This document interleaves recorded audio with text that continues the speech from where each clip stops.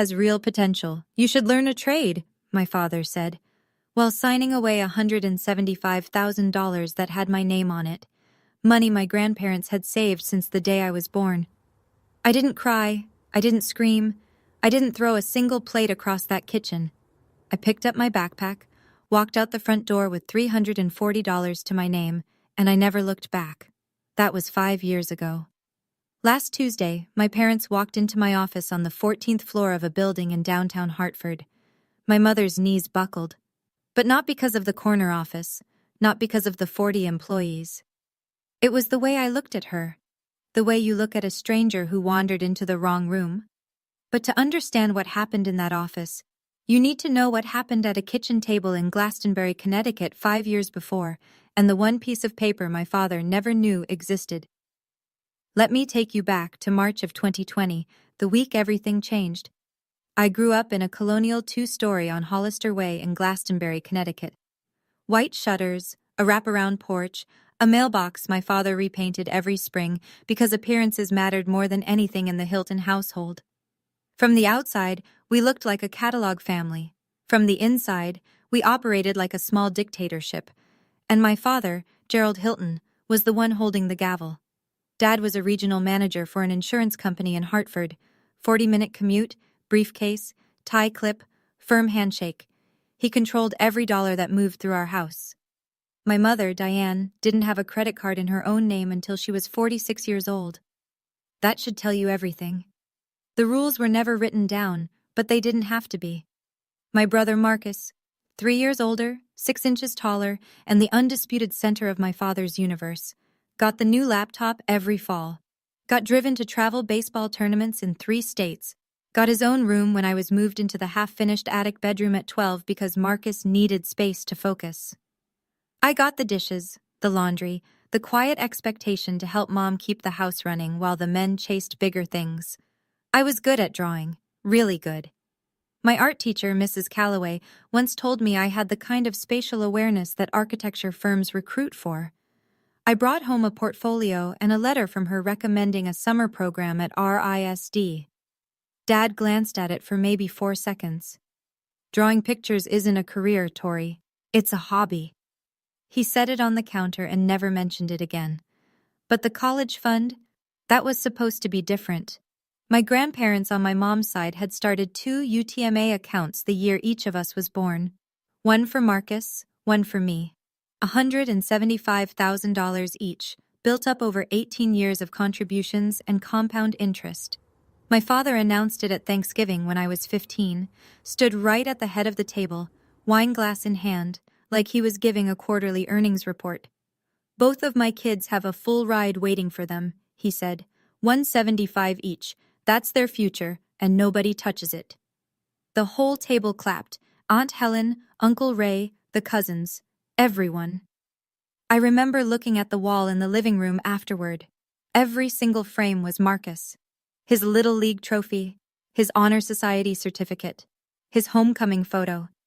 I had exactly one picture on that wall, tucked in the corner by the thermostat, a family Christmas photo from 2011 where half my face was blocked by my dad's shoulder.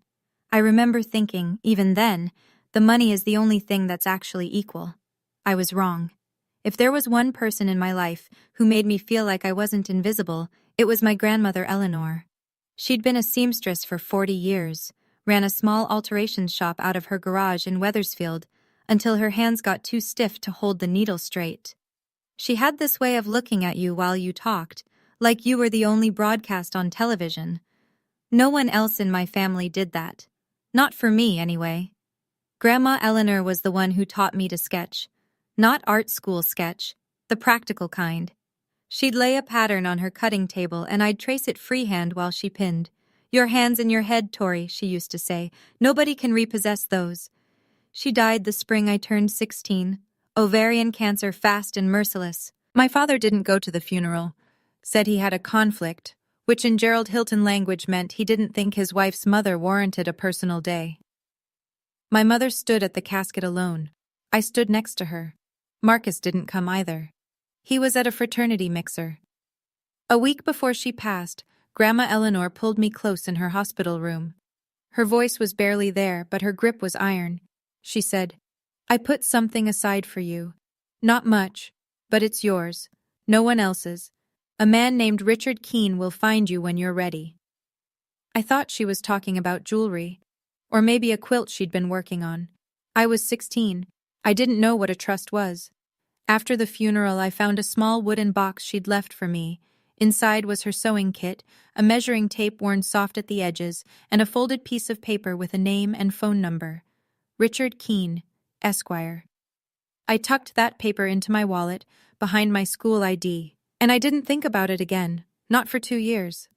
Marcus came home from college the fall of my senior year, like a man who'd just discovered religion, except his gospel was money and his prophet was himself. He'd been at UConn for 3 years by then.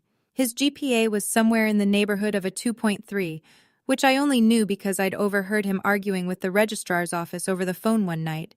But to hear him tell it at the dinner table, he was networking, building a personal brand, and laying the groundwork for something big. My father ate it up like communion. One Saturday morning in early March, Marcus showed up at the house wearing a blazer I'd never seen before.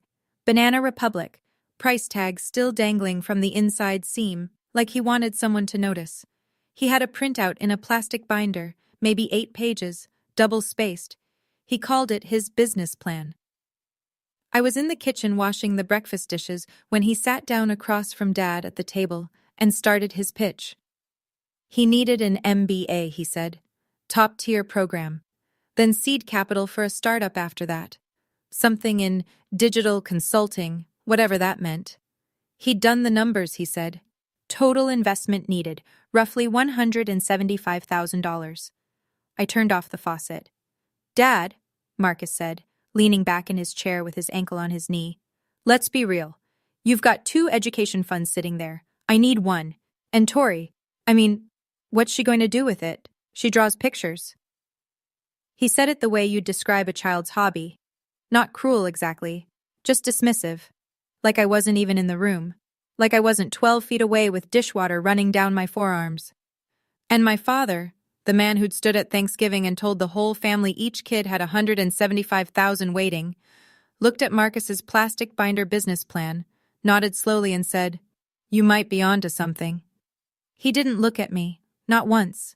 They waited a whole week to tell me, though I suspect that had more to do with paperwork than courtesy. It was a Sunday morning. The kitchen smelled like coffee and toast, and the light came through the window over the sink in that flat, honest way that makes everything look a little too real. My father was sitting at the head of the table.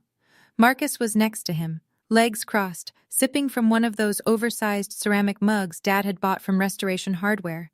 $28 for a coffee cup, but God forbid I ask for a $10 set of colored pencils. "Sit down, Tori," my father said. I sat. He didn't ease into it. Gerald Hilton never eased into anything. "I've made a decision about the education accounts. Your brother needs the capital for his MBA. It's a real opportunity, and I'm not going to let it slip. I'm consolidating both funds under his name." Both funds. All $175,000. "Your brother has real potential," he continued, straightening a napkin like he was closing a business deal. "You should learn a trade. There's good money in it. Nothing wrong with that." I looked at my mother. Diane Hilton was standing by the sink, both hands on the edge of the counter, her back half turned. She was staring at the floor. Not at me. Not at Dad. At the tile, like she was trying to memorize the grout pattern. "Mom?" Nothing. Not a word. Not a glance. Just the sound of the refrigerator humming and my brother slurping coffee like this was any other Sunday. "Your mother agrees," my father said. And something between my mother and me died right there on that kitchen tile.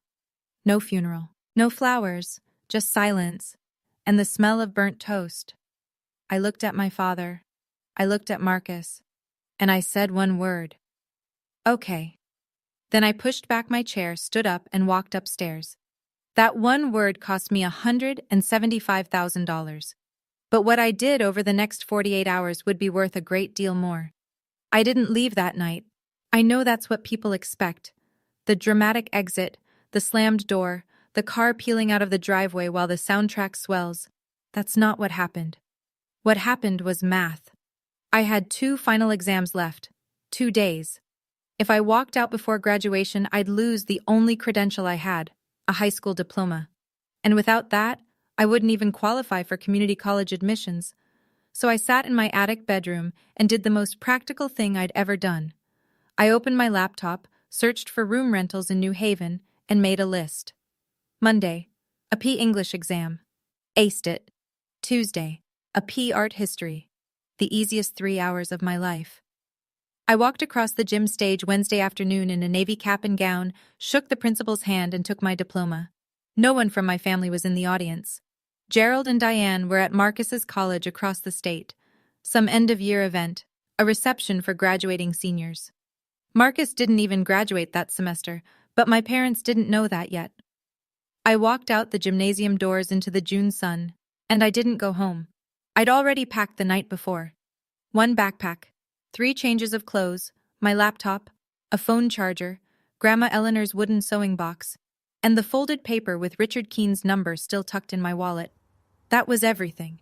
My entire net worth, $340 in a savings account linked to a debit card with a cracked screen protector. I left a note on the kitchen table, the same oak table where my grandmother used to teach me to trace patterns, and where my father had signed away my future. I'm leaving. Please don't look for me. You already made your choice. I called an Uber, got in, watched the white shutters of Hollister Way disappear through the rear window. $340. A high school diploma. A dead grandmother's sewing box. And a phone number I'd never dialed. It wasn't much, but it was mine. New Haven in the summer is loud, humid, and completely indifferent to your problems, which, if you're 18 and running on adrenaline and spite, is exactly what you need. I found a room in a 3-bedroom apartment on Wally Avenue, $700 a month, shared bathroom, 2 roommates I'd never met. One was a nursing student named Bridget who worked overnights.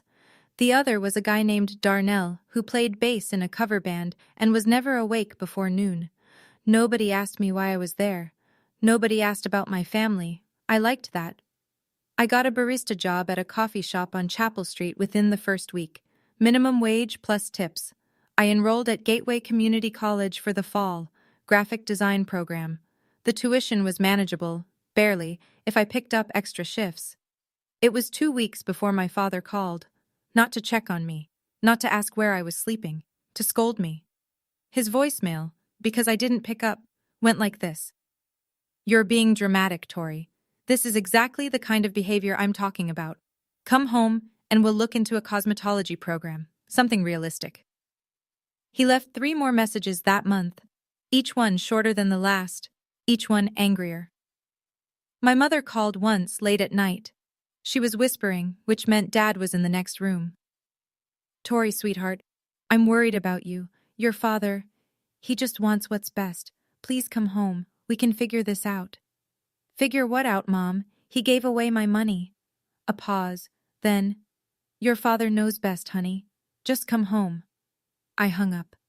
And I understood, with a clarity that felt like cold water, that my mother was never going to choose me.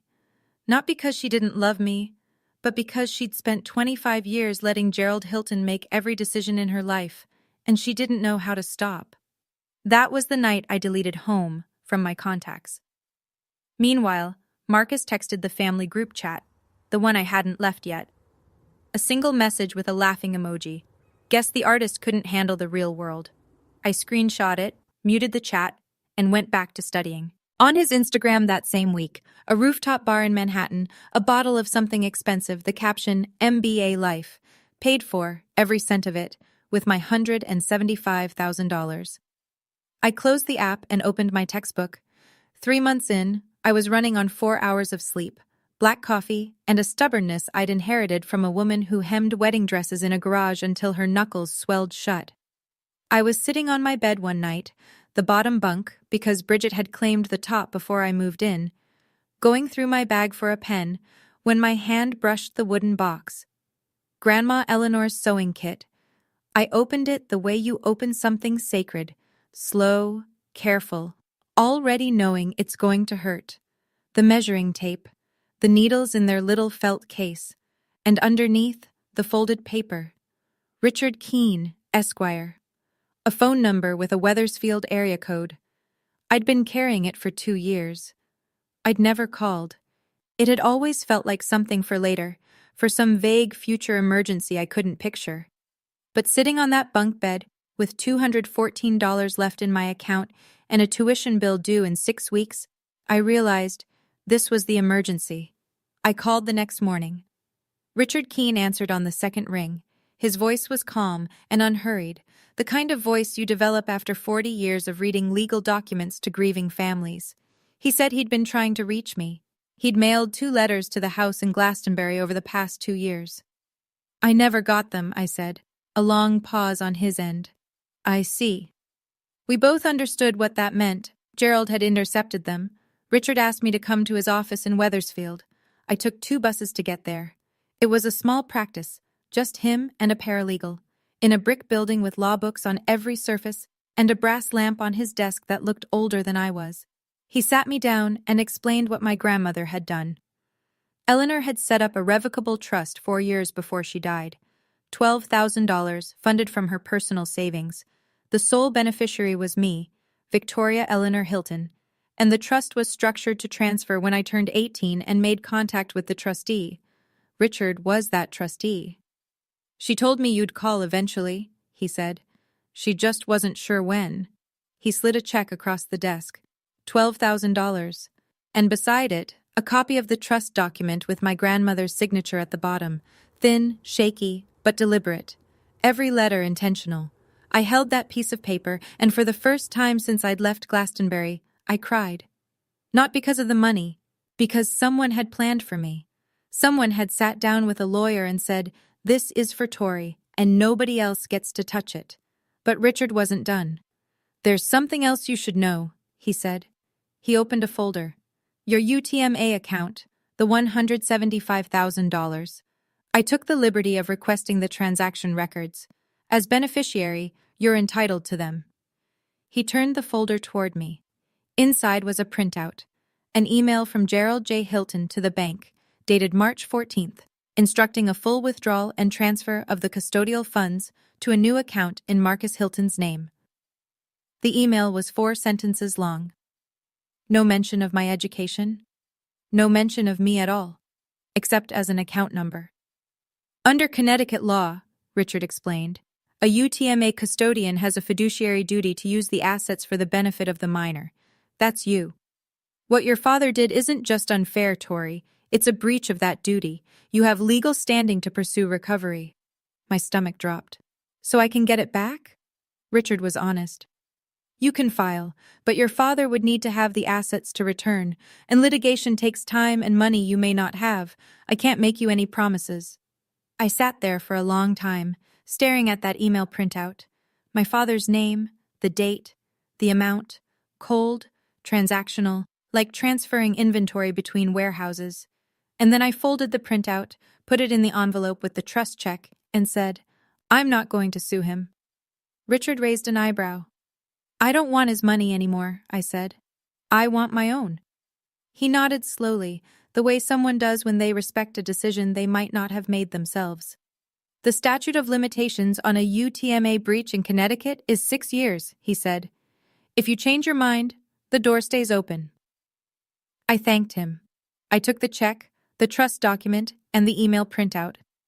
I walked to the bus stop in the rain, holding a manila envelope against my chest. $12,000. In Connecticut, that's barely 4 months of rent. But it was the first money in my life that someone gave me because they believed in me, not because they were obligated to. I want to be honest about what those first 2 years looked like, because I think people imagine some kind of movie montage, inspirational music, time-lapse of the girl at the desk, everything golden and upward. It wasn't like that. It was unglamorous and exhausting, and there were weeks where the only thing that kept me going was the fear of proving my father right. I used the $12,000 strategically. Tuition at Gateway for a full year came to just under $4,000. I bought a refurbished iMac and a student license for Adobe Creative Suite. The rest I rationed like water in a desert, rent gaps, bus fare, the electric bill when Darnell forgot his share for the 3rd month running. I graduated Gateway with a 3.94 GPA, top of the graphic design cohort. That earned me a transfer scholarship to the University of Hartford, not a full ride, but enough to cover 70% of tuition. I cobbled together the rest with a part-time campus job and freelance logo work I found on Upwork, $10 an hour, sometimes less. It was during my first semester at UHart that I walked into a studio internship interview and met Maggie Owens. Maggie was the creative director of a small interior design firm in Hartford, 12 employees, mostly residential clients, nothing flashy. She was about 40, with reading glasses permanently perched on her head and a habit of saying exactly what she thought, which in a world full of Gerald Hiltons was the most refreshing thing I'd ever encountered. She flipped through my portfolio in silence for what felt like 10 minutes. Then she looked up and said, "Who trained you?" "My grandmother, and YouTube." She almost smiled. "Your spatial work is raw, but it's exceptional. I don't say that often." She offered me the internship, 20 hours a week, $12 an hour, starting Monday. I said yes before she finished the sentence. And somewhere on the other side of the state, my brother Marcus, funded by my $175,000, was living a very different version of potential. I wasn't checking his social media anymore, not deliberately. But Bridget followed some mutual acquaintance, and things filtered through. Marcus had dropped his MBA program after 1 year, just quit, took the remaining funds and pivoted to a startup, some vague digital consulting thing that, as far as I could tell, consisted mostly of a WeWork hot desk and a LinkedIn profile full of buzzwords. He leased a BMW 3 Series, rented a shared apartment in Murray Hill, posted photos from rooftop bars with captions like, "Building the Empire, one connection at a time." My father, meanwhile, told anyone who'd listen, "My son is an entrepreneur in New York." Not once, according to Aunt Helen, who was my only remaining thread to that family, did anyone ask about me. Maggie said something to me at the end of that first month at the studio. We were cleaning up after a client presentation, rolling blueprints, stacking fabric samples. And she stopped, looked at me the way my grandmother used to, and said, "I don't know what you're running from, Tori, but whatever it is, keep running. You're going somewhere." She didn't know the half of it, but she saw enough. I need to pause here for a second.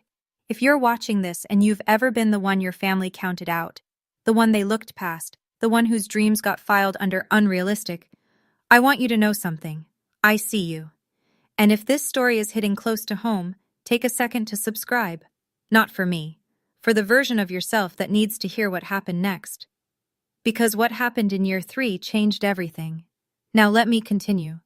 By the start of year 3, I had something I'd never had before, a life that was entirely mine. I was 21. I'd transferred to UHart full-time, carrying a double load of coursework and working 20 hours a week at Maggie's studio. My apartment was a 400-square-foot studio in the Frog Hollow neighborhood. Nothing glamorous, but it had a window that faced east, and I'd pushed my drafting table against it so the morning light hit my work just right. The walls were covered in mood boards, fabric swatches, color studies. It looked like someone lived there who was building something, because someone was. That's when my father decided he needed me back. Not because he missed me, not because he'd reconsidered, because the Petersons, Jim and Carol, our next-door neighbors for 15 years, had started asking questions. "Where's Tori these days, Gerald? Haven't seen her at church in ages. Is she doing okay?" My father couldn't tolerate questions he didn't have polished answers to. A daughter who'd vanished was a crack in the facade, and Gerald Hilton did not do cracks. The call came through my mother, of course. Diane's voice was thin, rehearsed. "Your father would like you to come home for Thanksgiving. The Petersons are joining us this year, and some of your father's colleagues. It would mean a lot." Translation: Your absence is becoming inconvenient. "I appreciate the invitation, Mom, but I have plans." A shuffle on the line, then my father's voice, sharp and sudden. He'd been listening the entire time, probably standing right beside her with his arms crossed. "You're embarrassing this family, Tori. People are asking where you are. What am I supposed to tell them?" And there it was. Not "Are you safe?" Not "How are you doing?" But what do I tell people? Tell them the truth, Dad. Don't be smart with me. I'm not coming home to be a prop in a family photo. You made a decision 2 years ago. I made mine. He hung up. The line went dead, and I stood there in my little studio apartment, my hand still against my ear, my heart hammering against my ribs. Not because I was scared, because for the first time I'd said no to Gerald Hilton and the sky hadn't fallen. But my father wasn't done. Within a week, the damage control began. Gerald sent an email, a group message to every aunt, uncle, and cousin on the Hilton side, and the half of my mother's family that still deferred to him. The subject line was simply, "Family Update." I know the exact wording because my Aunt Helen forwarded it to me without comment, which was her quiet way of saying, "You should see this." It read, "Dear family, Diane and I want to address Tori's situation. As some of you may have noticed, Tori has chosen to distance herself from the family. We've made every effort to support her and keep the door open, but she has refused. She is going through a difficult period and has, frankly, some personal issues we'd rather not discuss in detail. We ask for your understanding and your prayers during this time." Personal issues, that's what he called it. Not I took her college fund, not I told her to learn a trade while I bankrolled her brother's lifestyle. Personal issues. The kind of vague, loaded language that lets people fill in whatever blank makes the storyteller look best. Drugs, mental illness, a boyfriend, a breakdown. Take your pick. The calls started within days. Cousin Rebecca texted, "Praying for you, girl." Uncle Ray left a voicemail about getting right with God. And Aunt Helen, the only one with the sense to dig, called me directly. "Honey, are you okay? Your dad says you're struggling." "Aunt Helen, I love you. But please ask Dad what happened to my college fund, and then decide who's struggling." She went quiet. I could hear her breathing, the way people breathe when they're recalculating everything they thought they knew. She asked Gerald. I know she did because she told me later. His response was, "That's between me and my children," which is what people say when the answer makes them look bad. After that, Aunt Helen stopped asking. Not because she didn't care, but because Gerald Hilton had spent decades building a family structure where questioning him was the same as betraying him. And most people choose comfort over confrontation. I couldn't fight on every front. I was 21, working and studying and barely keeping my head above water. I didn't have the energy to mount a public relations campaign against my own father. So I did what I'd been doing since I was 12. I put my head down and kept working. But I saved that email. I saved Helen's forward, with the timestamp and the full recipient list. I didn't know when I'd need it. I just knew that a man who rewrites history once will do it again, and next time, I wanted receipts. Marcus called on a Thursday night, 8 months after the Thanksgiving blow-up. It was the first time I'd heard his voice in 2.5 years. "Hey, sis?" Warm, casual, like he was calling to catch up over coffee, like nothing had happened. "Marcus, look, Dad told me about the whole Thanksgiving thing. I think you're overreacting a little. It was just money, you know? We're family. Families figure this stuff out. Just money. $175,000. My education, my future, my grandmother's legacy. Just money." "It was $175,000, Marcus.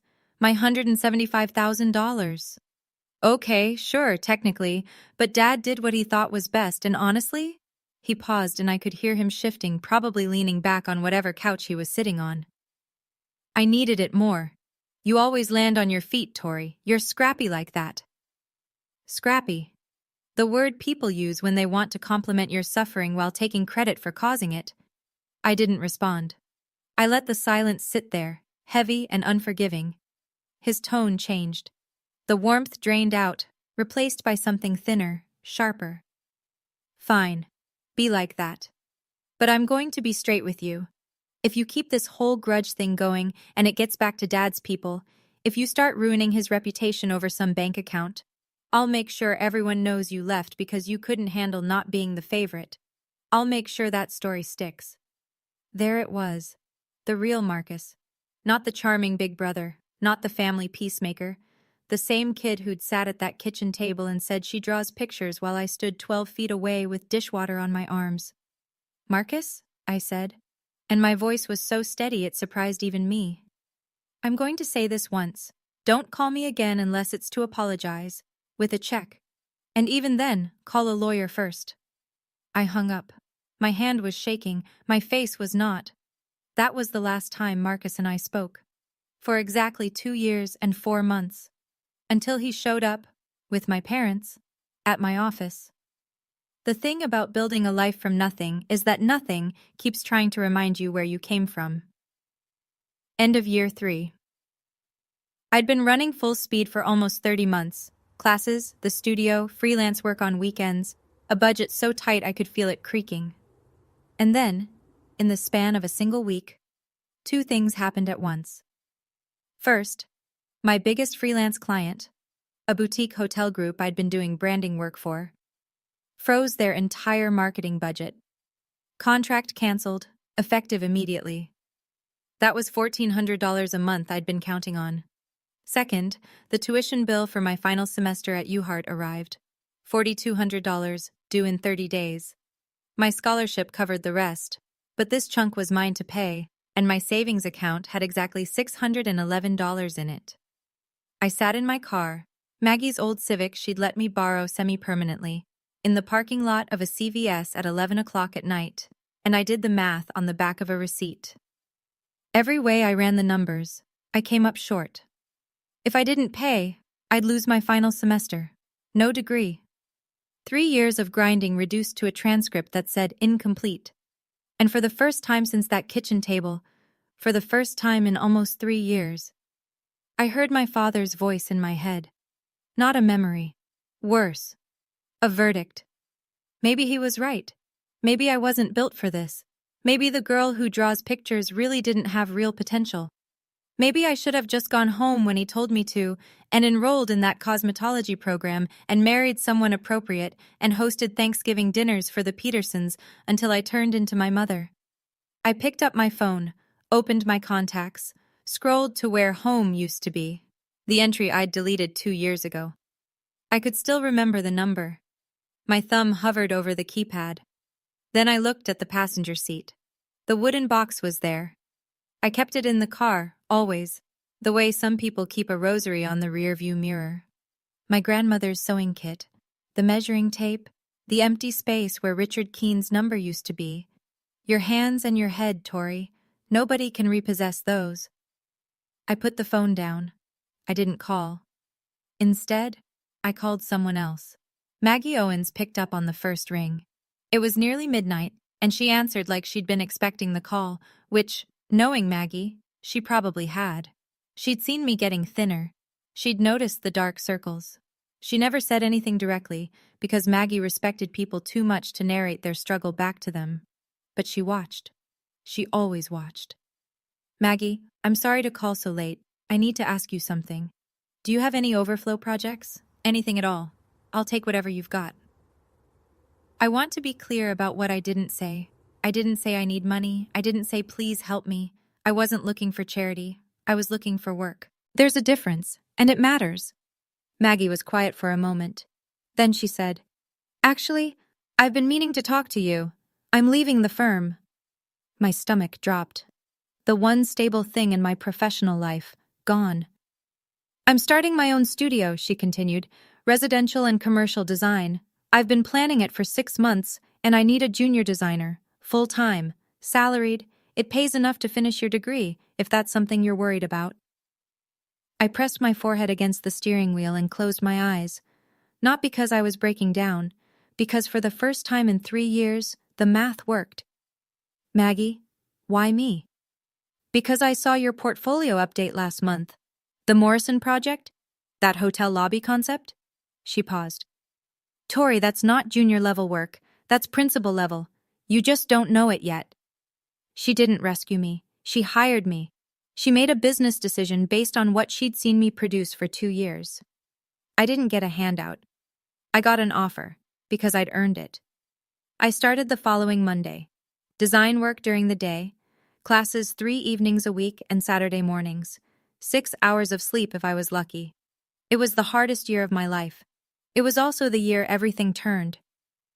Aunt Helen called me on a Sunday in late October, year 4. She had a way of delivering bad news like a weather report, factual, measured, with just enough warmth to let you know she cared. "Marcus moved back home," she said. I was at my drafting table, sketching elevations for a restaurant project. I set my pencil down. "His startup didn't make it," Helen continued. "Whatever it was, I never did understand what he actually did. It's done. The BMW got repossessed last month. He's back in his old bedroom in Glastonbury."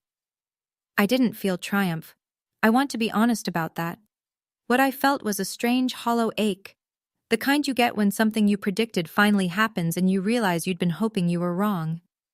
"And Dad?" Helen sighed. "Your father refinanced the house, pulled from his retirement savings, put another 30, maybe 40,000 into Marcus to get him back on his feet. Your mother started working, cashier at the Stop and Shop on Hebron Avenue, first job she's had since before you were born." My mother, Diane Hilton, scanning groceries at 51 years old because her husband had poured every dollar the family had into a son who couldn't hold a job, couldn't finish a degree, and couldn't tell the truth about either. "Does Dad talk about me?" I asked. I don't know why I asked. I think some part of you never stops being the kid at the kitchen table, looking at their father and hoping. "No, honey," Helen said gently. "He tells people Marcus is regrouping, that the market will turn. He doesn't mention you at all." I picked up my pencil and went back to work. While my father was watching his investment get towed out of the driveway, I was signing my first lease. Not for an apartment, for an office. I graduated from the University of Hartford on a Saturday afternoon in May, magna cum laude, Bachelor of Fine Arts in Design. The auditorium was full of families, mothers with flower bouquets, fathers holding up phones to record the walk, little siblings squirming in folding chairs. Mine was empty. My row in the guest section had 2 seats reserved under Hilton, both unclaimed. Maggie sat in the 3rd row. She wore a navy blazer and her reading glasses on her head, and when they called my name, Victoria Eleanor Hilton, magna cum laude, she stood up and clapped like she was trying to fill the silence that my family had left behind. It was enough. 6 months later, Maggie and I made it official. We'd been building toward it all year. Her client list was growing faster than she could manage alone, and the work I was producing had started attracting its own referrals. She sat me down in the studio one evening after the last employee left and said, "I want your name on the door." Owens and Hilton Design Studio. She'd already had the partnership agreement drafted. 51% Maggie, 49% me. Fair, given that she brought the capital and the industry reputation. I brought my portfolio, my client relationships, and $8,000 I'd saved over the past 18 months. We signed in front of a notary on a Tuesday. Within 6 months, we'd outgrown the original studio, hired 3 employees, then 7, then 12. Maggie handled the high-end residential clients. I built out a consulting arm, corporate spaces, restaurant concepts, boutique hotels, under the name Hilton Creative Consulting, nested under our shared umbrella. The day I saw my last name on a glass door that I owned, not inherited, not borrowed, not given, I stood there for 5 full minutes, not to admire it, to believe it. Year 5. I was 23, and my life looked nothing like anything anyone in that house on Hollister Way had predicted for me. Owens and Hilton had moved into the Goodwin Building, a pre-war office tower in downtown Hartford, renovated top to bottom, the kind of address that makes people take you seriously before you've opened your mouth.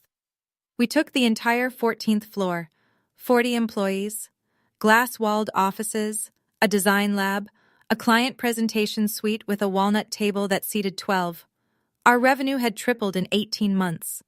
We'd landed contracts with boutique hotel chains across New England, 2 restaurant groups, and a corporate campus redesigned for an insurance firm in Stamford. My corner office had a view of the Connecticut River. On the oak desk, solid, heavy, the kind of furniture you buy once and keep forever, sat 2 things: a framed photograph of my grandmother Eleanor, and the wooden sewing box, lid open, the measuring tape still coiled inside. No other family photos, not one. Then, in early January, I received an email from the Hartford Business Journal. They were launching their annual 30 Under 30 Awards, recognizing young business leaders across the state. I'd been nominated. The gala ceremony was scheduled for March at the Connecticut Convention Center. 300 attendees, media coverage, the kind of visibility that my father would have killed for Marcus to have. I read the email 3 times, then I called Maggie. "You deserve this," she said. "Don't you dare turn it down." I didn't. I accepted, sent back the RSVP, and started drafting my speech. I planned to thank Maggie, to thank my professors at UHart and Gateway, and to thank the woman who gave me my first $12,000 and my first lesson in believing. What I didn't plan for, what I couldn't have predicted, was that the Hartford Business Journal publishes their nominee profiles online 2 weeks before the gala, with photographs and full names, and that Glastonbury, Connecticut, is only 22 miles from downtown Hartford. It was Bob Peterson who set the match. Bob, Jim and Carol's son, our old next-door neighbor, the kid who used to throw a football with Marcus in the backyard, had moved to Hartford after college and worked in commercial real estate. He saw the HBJ article the day it went live. He saw the name. He saw the photo. The professional headshot I'd had taken for the company website, blazer, clean background, the kind of image my father would have framed in the living room if it had belonged to Marcus. Bob didn't think twice. He forwarded the link to his mother, Carol, with a note. "Isn't this the Hilton's daughter? Small world." Carol Peterson texted Gerald that same evening. "Congratulations, Gerald. Saw Tori in the Hartford Business Journal. What a wonderful achievement. You must be so proud." I know what happened next because Aunt Helen told me, months later, piecing it together from what Diane had let slip. Gerald opened the link on the old iPad he kept on the kitchen counter. He read the article in silence. The profile detailed everything. Co-founder of Owens and Hilton, 40 employees, major clients, revenue growth, the 30 under 30 nomination. There was a quote from Maggie calling me one of the most gifted spatial designers I've encountered in 20 years. Gerald didn't say congratulations. He didn't say he was proud. He said, to Diane, who was standing at the stove, "She got lucky. Design is a bubble. It won't last." But Diane, for the first time in 25 years, didn't nod along. "Gerald," she said quietly, "she built that without a penny from us." He didn't respond. He set the iPad down and left the room. Marcus was upstairs, in his old bedroom, at 26, surrounded by rejection emails and $60,000 in credit card debt. He saw the article that night on his phone. He read it twice. Then he walked downstairs and said the only honest thing I believe he said that year. "We should visit her. Maybe she can help." Gerald's first instinct was to refuse. He wasn't going to go begging at his daughter's office. The idea offended him on a structural level. In Gerald's world, children came to fathers, not the other way around. But Marcus knew which lever to pull. "Dad, think about it. If people find out your daughter is this successful and you're not even in contact, that looks worse. Way worse than anything Tori could say." He was right, and they both knew it. This wasn't about reconnection. It was about optics. Gerald needed to be seen as the patriarch of a family that included a successful daughter, not the man whose daughter had succeeded in spite of him. They agreed to drive to Hartford. No phone call first, no appointment, just a surprise visit, so Gerald could control the narrative. Walk in, shake hands, maybe get a photo for the living room wall, proof that the Hiltons were a united front. They left Glastonbury on a Tuesday morning in early March. Gerald in his best suit, the navy one, 15 years old, slightly too tight across the shoulders. Marcus in wrinkled khakis and a polo that had seen better days. Diane in the back seat, clutching her old handbag, eyes red before they'd even merged onto I-91. 3 people and a stack of Marcus's credit card statements. Headed to an office they'd never been invited to. That Tuesday morning, I was in early. 8 a.m. The 14th floor was quiet. Just me, the hum of the HVAC, and the pale March light coming through the floor-to-ceiling windows. I had my speech for the gala open on my laptop, a draft I'd been tightening for 2 weeks. The ceremony was Saturday, 4 days away. I'd written and rewritten the middle section a dozen times, the part where I talked about my grandmother. I want to thank the woman who gave me my first investment, $12,000 in a sewing box, and taught me that real potential isn't something someone else decides for you. That line I'd nailed. It was the next part that kept tripping me up. How much to say, how close to the bone to cut without making it about him. I took a sip of coffee. Black, same as always, in a ceramic mug Maggie had custom made for the studio with our logo on the side. My blazer hung on the back of the chair. White linen, the nicest thing I owned, bought with my own money from a consignment shop in West Hartford. My grandmother's stud earrings, small gold knots, sat in my ears. They were the only jewelry I ever wore to the office. I looked out the window at the Hartford skyline, the gold dome of the state capitol, the river catching light, the rooftops of a city that owed me nothing and had given me everything anyway. I hadn't thought about my father in weeks, and that, I realized, was the real victory. Not the office, not the title, not the corner view. The fact that Gerald Hilton no longer occupied rent-free space in my head. Then the intercom buzzed. "Miss Hilton?" Janet's voice, careful and strange. "There are 3 people in the lobby. They don't have an appointment. They say they're family." My hand froze mid-page. 5 years. No calls, no letters, no apology. And they just showed up. I know you can feel what I felt in that moment. That buzz on the intercom. My whole body went cold. If you've ever had someone from your past show up right when you'd finally moved on, you know exactly what I'm talking about. Before I tell you what happened when that elevator door opened, smash that like button if you think I should have let them up, or drop boundary in the comments if you wouldn't have. Here's what I did. I sat with it for 10 seconds. 10 seconds of silence, my fingertips pressed against the edge of my speech, the intercom light blinking green on the desk phone. I could have said no. I could have told Janet to say I was in a meeting, that Ms. Hilton wasn't available, please leave a card. Part of me wanted to. The 18-year-old in me, the girl at the kitchen table, she wanted to lock that door and never open it. But the 23-year-old, the one who'd built this floor from scratch, knew something the girl didn't. Running from them gave them power. Meeting them on my ground took it back. Send them up, Janet. I straightened my blazer, pulled my chair to the desk, opened a blank document on my laptop so the screen wasn't showing my speech, and I waited. The elevator opened with a soft chime that I could hear through the glass wall of my office. I didn't go out to meet them. I stayed exactly where I was. Janet walked them through the lobby, past the reception desk with its brass logo, Owens and Hilton, mounted on a slate gray wall. Past the open-plan studio where 40 employees sat at their stations, iMacs, drafting tablets, sample boards propped against desks. The morning light was streaming in. The space hummed with competence. My father walked first. Navy suit, 15 years old. It pulled across his shoulders and bunched at the waist. His shoes were polished. He'd tried. But they were the same wingtips he'd worn to my cousin's wedding in 2017.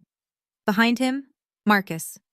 Khakis wrinkled at the knee, a faded polo, hands in his pockets like a teenager called to the principal's office, and behind Marcus, my mother, Diane. Smaller than I remembered, clutching a Target handbag with both hands, eyes already red. They walked past 40 people who didn't know them, in a building with their daughter's name on the wall, through a space that existed because I'd refused to accept the life they'd chosen for me.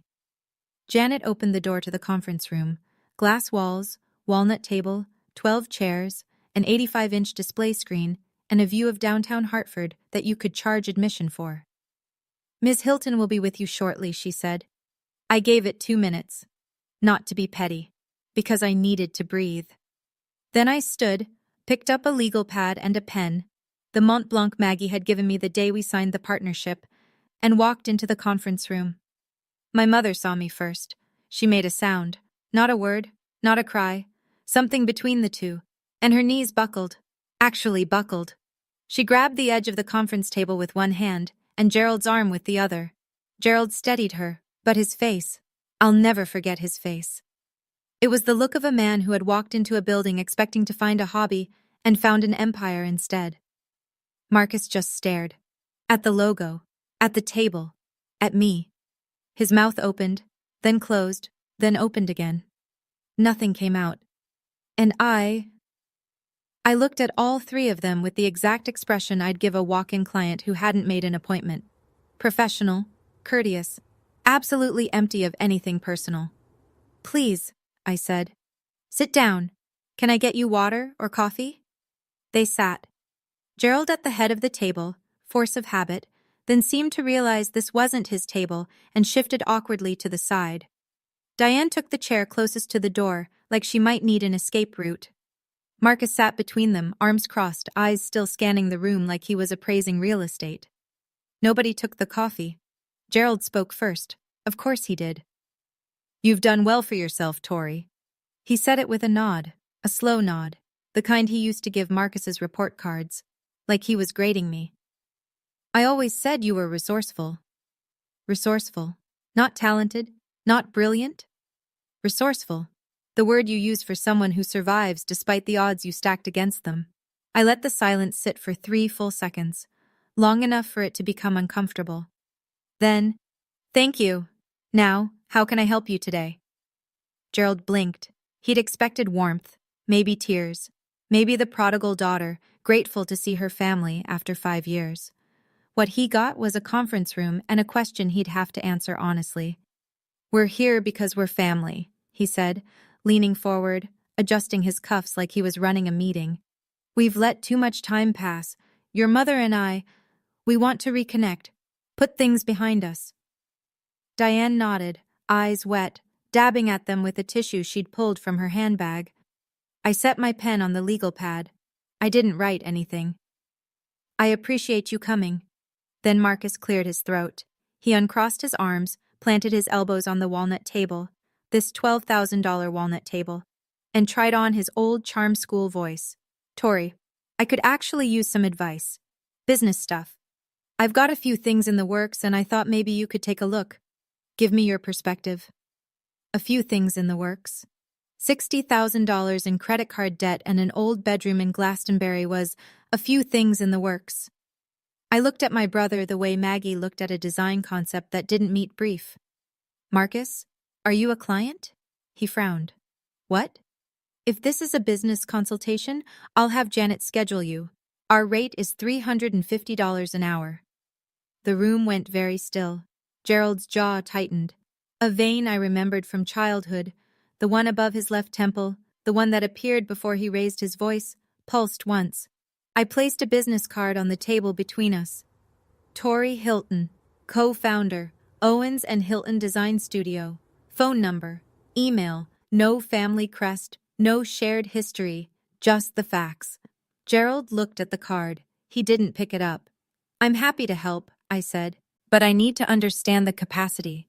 Are you here as family or as a business inquiry? Because as family, we haven't spoken in 5 years. I paused. And that wasn't my choice.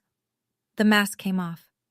Gerald pushed back from the table, both hands flat on the walnut surface, and every year of carefully maintained composure cracked right down the center. Enough with the corporate act, Tori. We're your parents. We drove 2 hours to see you. You drove 2 hours, I said. That's more effort than you made in 5 years.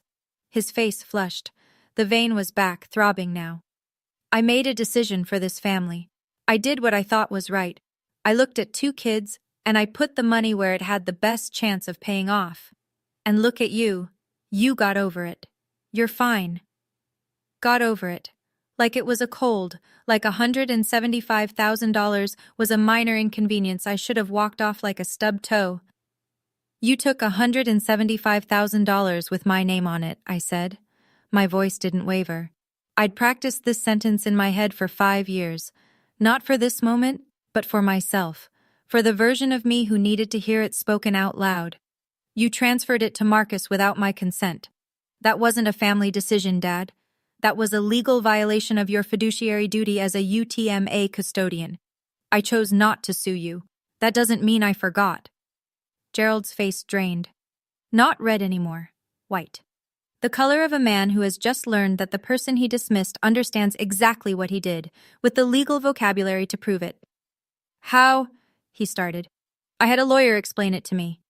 The same lawyer Grandma Eleanor appointed to manage the trust she set up in my name, the one whose letters you intercepted. Dead silence. Diane's head snapped toward Gerald. What letters? She whispered. Gerald didn't answer. Marcus, who had been shrinking into his chair by the inch, leaned forward with his elbows on his knees. The charm was gone. In its place was something I recognized.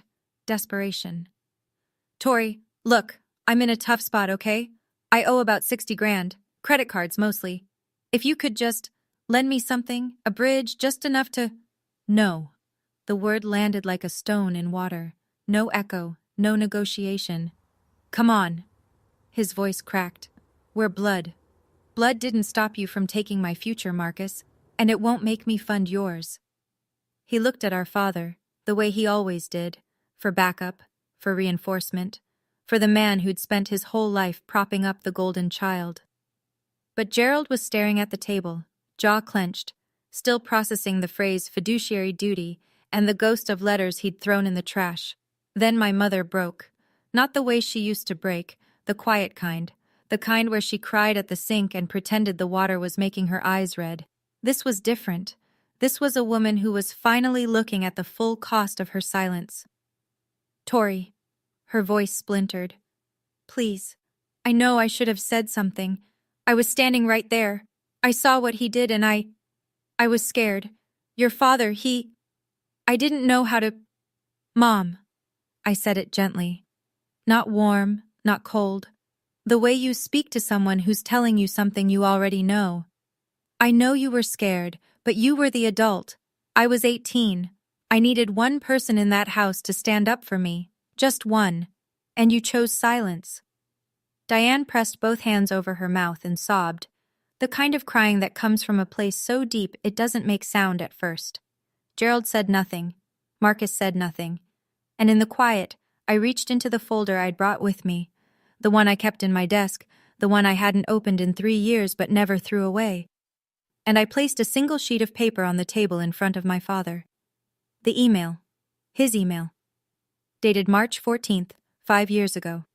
From Gerald J. Hilton to First Niagara Bank, requesting a full withdrawal and transfer of UTMA custodial funds, $175,000, from the account of Victoria E. Hilton to a new account in the name of Marcus G. Hilton. 4 sentences. No mention of my education. No mention of my future. Just an account number and an instruction. This is what you gave me, Dad, I said. A withdrawal form. Everything else, I gave myself. Gerald looked at the paper. His hand moved toward it, then stopped. He didn't pick it up. He didn't need to. He knew what it was. Through the glass walls of the conference room, I could see 3 of my designers glancing in, discreetly, the way you do when you hear something happening but don't want to be caught looking. Janet was at her desk, pretending to type, her eyes flicking toward the door every few seconds.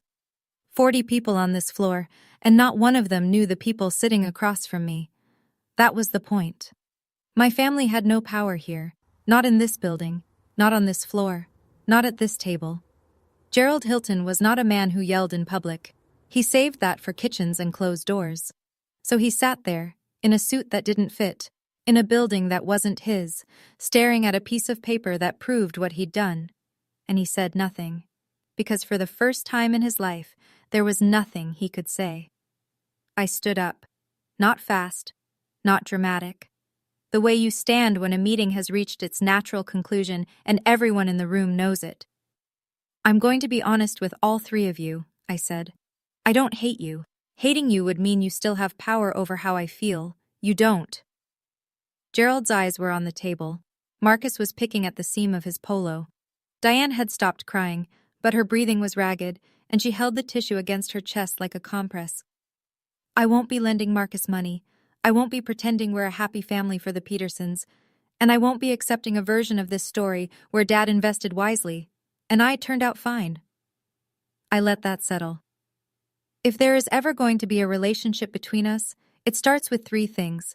A genuine apology, not the kind that starts with, I'm sorry you feel that way. Accountability for what was taken from me, not redirected, not minimized, not explained away, and respect for the person I became without you. I picked up my legal pad and my pen. Until then, Janet will show you out. Gerald stood. His jaw worked, the way it does when a man has 100 things to say and knows that not one of them will help. He looked around, through the glass, past the rows of designers and project managers, at the logo on the far wall, at the skyline beyond the windows. He was measuring something. The distance between what he'd imagined for his family and what had actually happened. He didn't apologize. He buttoned his suit jacket, the middle button, wrong one, the way someone does when they're not thinking, and walked toward the door. Marcus followed, head down, hands back in his pockets. He didn't look at me. Diane was the last to stand. She moved slowly, holding the chair for balance. She looked at me, really looked, the way she hadn't since I was a child, and said very quietly, "Your grandmother would be proud." Something in my chest cracked, just a little, not enough to change anything, enough to feel. "I know," I said. Janet held the conference room door open. The sound of the studio flooded back in. Keyboards, a phone ringing, someone laughing over by the coffee station. The ordinary sound of a business running. My business. Gerald walked through the open-plan office with his shoulders pulled in, like a man trying to take up less space. The navy suit, too tight, too old, too small for the room, moved through rows of iMacs and standing desks and framed project photos, and not a single person looked up. Not because they were rude, because he was nobody here. The elevator chimed. The doors opened. They stepped in. Gerald first, then Marcus, then Diane, who turned at the last second and looked back down the hallway toward my office. I was already walking back to my desk. The doors closed, and for the first time in 5 years, I allowed myself to think the thought I'd been holding at arm's length since I was 18 years old. I won. Not because I was rich, not because I had the bigger office or the better suit or the logo on the wall. I won because I was standing in a room I'd built with my own hands, and the people who had tried to decide my future had just walked out of it with nothing. After the elevator doors closed, I sat in the conference room for a long time. The email was still on the table. Gerald's 4 sentences dated 5 years ago, printed on plain white paper. I picked it up, folded it along the original crease, and slid it back into the manila folder. Let me tell you something I didn't say in that room. Something I'd only told Maggie and Richard Keene. I could have sued my father, I still can. Richard had the case built by the time I was 21. UTM. A breach of fiduciary duty. Gerald withdrew $175,000 from a custodial account designated for my benefit and redirected it to a third party, my brother, for purposes that had nothing to do with my education, my health care, or my welfare. Under Connecticut general statutes, that's not a gray area, it's black and white. A judge could have ordered full restitution plus interest, plus my legal fees. Richard had the withdrawal records, the bank correspondence, the email I'd just shown Gerald.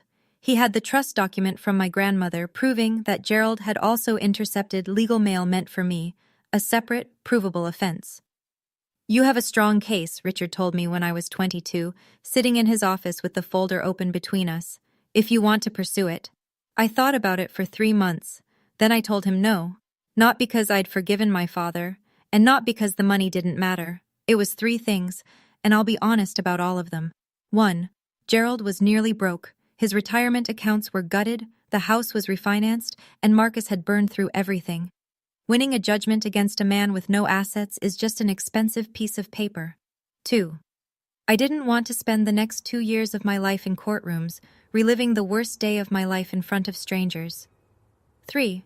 And this is the one that mattered most. I didn't want to be the woman who built her life around $175,000. I wanted to be the woman who built her life without it. "Keep the file," I told Richard. "The statute of limitations runs 6 years. If he ever tries to rewrite this story publicly, I want receipts." Richard nodded. He understood. The folder went into my desk drawer, not as a weapon, as insurance. The $175,000 stopped being about money a long time ago.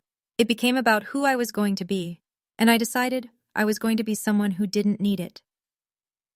Saturday came faster than it had any right to. The Connecticut Convention Center was lit up like a cathedral, floor-to-ceiling windows, chandeliers the size of dining tables, 300 people in business formal filling a ballroom that smelled like lilies and ambition. The Hartford Business Journal had gone all out. Ice sculptures, a string quartet during cocktails, a media wall with the 30 under 30 logo where nominees posed for photographers. I'd bought a new blazer for the occasion, midnight blue, tailored, the nicest thing I'd ever owned. My grandmother's gold stud earrings, a pair of heels I'd practiced walking in for a week because I wasn't about to stumble on the one night that mattered. In the inside pocket of my blazer, a piece of paper, yellowed, soft at the folds, with a name and phone number written in a dead woman's handwriting. Richard Keene, Esquire. I'd carried it the way other people carry a lucky coin. Not because I believed in luck, because I believed in the woman who'd written it. Maggie was at the front table beaming. She'd brought 3 of our senior designers as guests. Janet had come too, in a dress I'd never seen her wear, proud as a mother hen. They called my name at 8:47 p.m., Tori Hilton, co-founder, Owens & Hilton Design Studio, Hartford Business Journal, 30 under 30. The walk to the stage felt longer than it was. The spotlight hit, and the room blurred into shapes and warmth and the sound of applause. I adjusted the microphone and looked out at 300 faces. Then I spoke. 5 years ago, I had $340 and a high school diploma. Someone I trusted told me I should learn a trade because I didn't have real potential. A murmur rippled through the room. He was wrong about the potential, but he was right about the trade. I learned the trade of building something from nothing, from blueprints and deadlines and clients who needed someone to see what they couldn't see yet. I paused, took a breath. I want to thank my partner, Maggie Owens, who didn't rescue me. She hired me. There's a difference. I want to thank my professors at Gateway Community College and the University of Hartford, who treated me like I belonged there before I believed it myself. My voice steadied. And I want to thank the woman who gave me my first investment, $12,000 in a sewing box, and taught me that your hands and your head are the only things nobody can repossess. My grandmother, Eleanor. Maggie was on her feet, then the table next to her, then the row behind them. A standing ovation that started at the front and moved through the room like a wave. I didn't cry on stage. I saved that for later. At a table near the back, someone was recording on their phone. It was Aunt Helen. She'd come. I'd sent her an invitation 3 weeks earlier, the only family member I'd reached out to. She was crying openly, not bothering to wipe her face, holding the phone steady with both hands. She sent the video to Diane that night. I didn't name my father. I didn't name Marcus. I didn't have to. Anyone who knew the story understood every word. And the people who didn't? They just heard a young woman who'd earned her place. That was enough. The letter arrived the following Thursday. No return address. Just my office address, handwritten on a plain white envelope, the way you write when you're not sure the person on the other end wants to hear from you. I recognized my mother's handwriting immediately. The looping T in Tori. The slight leftward slant she'd had since she was a girl, something her own mother had tried to correct and eventually given up on. I opened it at my desk, after everyone else had gone home. Dear Tori, I watched the video Aunt Helen sent. I watched it 4 times. I'm writing this at the kitchen table. The same table. And I don't think I can sit here anymore without hearing what you said on that stage. I failed you. I need to say that clearly, because I've spent 5 years avoiding it. Your father made the decision, but I stood there and let it happen. I was scared. I've been scared for 26 years, scared of his voice, scared of being wrong, scared that if I spoke up, the whole structure would collapse. So I said nothing while he took your money, your confidence, and your place in this family. And I told myself it was keeping the peace. It wasn't peace. It was cowardice. I know that now. I don't expect forgiveness. I don't think I've earned it. But I need you to know. I see what I did. I see who you've become. And I'm done standing by the sink with my mouth shut. I've contacted a divorce attorney. I'm looking for an apartment. For the first time in 30 years, I'm choosing myself. You taught me that, the night you walked out that door. I just wish it hadn't taken me 5 years to follow. Your grandmother would be proud of you. I know because I am. Mom. I set the letter down on the oak desk, next to the framed photo of Grandma Eleanor, and I cried. Not the kind of crying I'd done at Richard Keene's office. That had been grief for lost time, for money, for a father who'd never see me clearly. This was different. This was mourning the mother-daughter relationship we should have had. The version where she stood up at that table and said, "No, Gerald, this is wrong." The version where I didn't have to leave to learn my own worth. Gerald sent nothing. No letter, no call, no text, nothing. His ego was the last wall standing, and he would die behind it before he'd let it come down. Marcus sent a single text the night after the gala. 5 words. Congrats on the award, Tori. No apology, no accountability, no acknowledgement of the $175,000, the threats, the years of silence. Just 5 words that cost him nothing and meant about the same. I read my mother's letter 3 more times. Then I placed it on my desk, next to the sewing box and the photo, the small sacred collection of things that came from people who had, in their own way, believed in me. I didn't write back that night. I wasn't ready. But I didn't throw the letter away. That was new. Let me tell you where everyone ended up, because I think you deserve the full picture. Gerald Hilton took early retirement 6 months after our conference room meeting, though retirement is generous. His company downsized his department, and at 55, with a gutted 401k and a refinanced house, he didn't have the leverage to negotiate. He lives alone in the Glastonbury house now. The paint is peeling on the shutters he used to repaint every spring. The Petersons still live next door. Carol told Aunt Helen that Gerald doesn't come outside much anymore. When people ask him about me, and they do more often now, he changes the subject. He has never apologized. Marcus works at a car dealership in Middletown. Sales associate. He's 26 and lives in the house with Gerald. Or he did, until Gerald stopped speaking to him after the truth about the MBA came out. He never finished the degree. He never built the startup. He spent $175,000 of my future on a leased BMW, a Murray Hill apartment, and bottle service at clubs in Manhattan. The credit card debt is still at $60,000. He's on a payment plan. He has not apologized either, though Aunt Helen says he's quieter than he used to be, less sure of himself. Whether that's growth or just defeat, I can't say. My mother moved out in June. She rented a 1-bedroom apartment in Rocky Hill. Small, clean, hers. She got a full-time job at an accounting office and enrolled in a bookkeeping certificate program at Middlesex Community College. There's an irony there that I don't need to explain. Diane Hilton, at 53, is learning a trade. And for the first time in her life, she has a bank account with only her name on it. I think about that more than I expected to. As for me, I'm still at the 14th floor. The company is growing. We signed 2 new clients last month, a hotel group in Newport and a co-working campus in Stamford. Maggie and I are talking about opening a second office in New Haven, which would feel like a full-circle moment, given that's where I started with a bunk bed and a barista apron. The sewing box is still on my desk. The trust document is in my safe. The UTMA file is still in the drawer, untouched, and my mother's letter, folded once, tucked into its plain white envelope, sits on the corner of my desk where I can see it every morning. I haven't written back yet. But the letter is still there, and so am I. People ask me if I'm angry. I was. For about 2 years, anger was the engine that ran everything. It got me out of bed at 5 a.m. for the early shift at the coffee shop. It kept me at my desk until midnight, redoing a design that was already good enough, but needed to be undeniable. Anger is an excellent fuel, efficient, hot, available in unlimited supply when your family gives you a reason.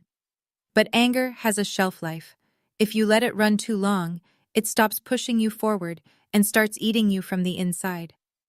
Somewhere in year 3, maybe that night in the parking lot, maybe the morning Maggie offered me the job, the anger didn't disappear, but it changed shape.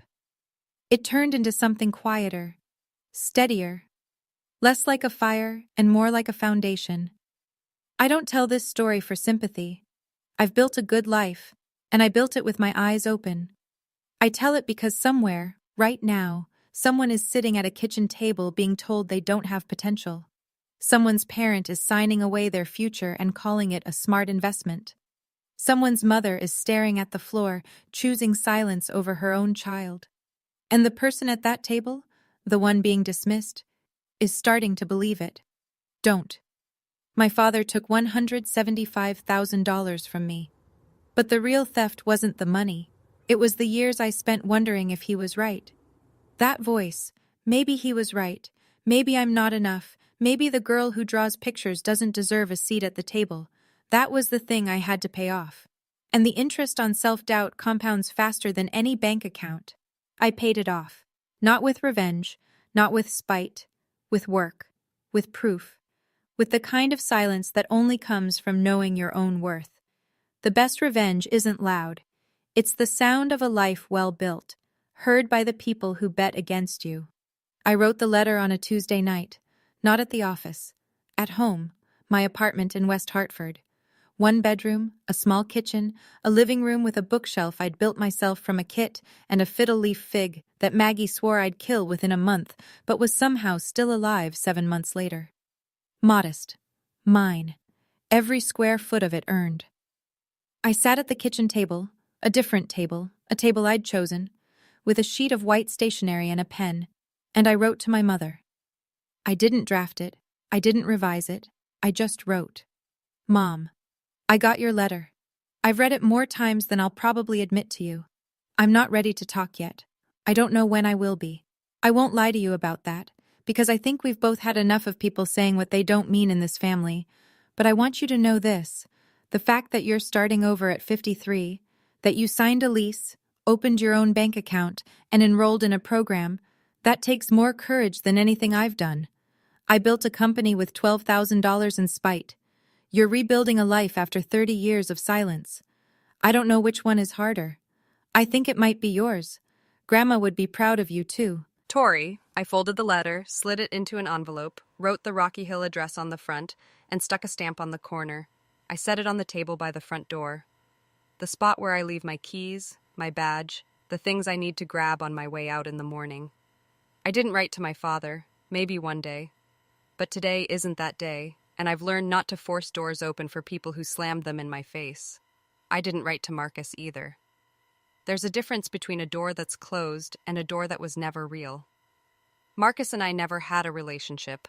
We had an arrangement, and he was always the one holding the better cards. If he ever comes to me with an apology that doesn't start with a $sign, I'll listen. But I won't hold my breath. Forgiveness isn't a switch, it's a door. I'm not opening it yet. But for the first time in 5 years, I'm not boarding it shut either. So that's my story. A father who chose his son. A mother who chose silence. A brother who chose himself. And a daughter who chose to leave, and then chose to build. I'm not going to stand here and tell you everything works out. It doesn't always. I got lucky in ways I can measure. A grandmother who planned ahead, a mentor who saw what my family refused to, a stubbornness I was probably born with. And I got unlucky in the way that counts most. I lost my family before I was old enough to understand what that would cost me. But if you're the one they counted out, the one they overlooked, underfunded, underestimated, dismissed, I'm not going to tell you it'll be easy. I'm not going to promise you a corner office or a crystal trophy or a conference room with a view. That's not the point. The point is this. The moment you stop waiting for them to see your worth and start building on it yourself, that's the moment everything shifts. Not the money, not the title, not the name on the wall, you. You're what changes. And once you do, nobody, not your father, not your brother, not the voice in your head that sounds like both of them, gets to take that from you. I'm 23 years old. I have a company, a partner I trust, a desk with a sewing box on it, and a letter I haven't mailed yet sitting by the door. Tomorrow morning, I'll pick up my keys, grab that envelope, and drop it in the mailbox on the corner of Farmington and South Main. Then I'll drive to work. If this story stayed with you, if you felt something, hit that like button and share it with someone who needs to hear it today. Subscribe if you haven't already, and tap the bell so you don't miss the next one. I leave new stories in the description below. Go check them out after this, and if you have your own story about being counted out and coming back stronger, I want to hear it. Drop it in the comments. You never know who's reading right now, sitting at their own kitchen table needing exactly what you have to say. Thank you for listening. I'll see you in the next one.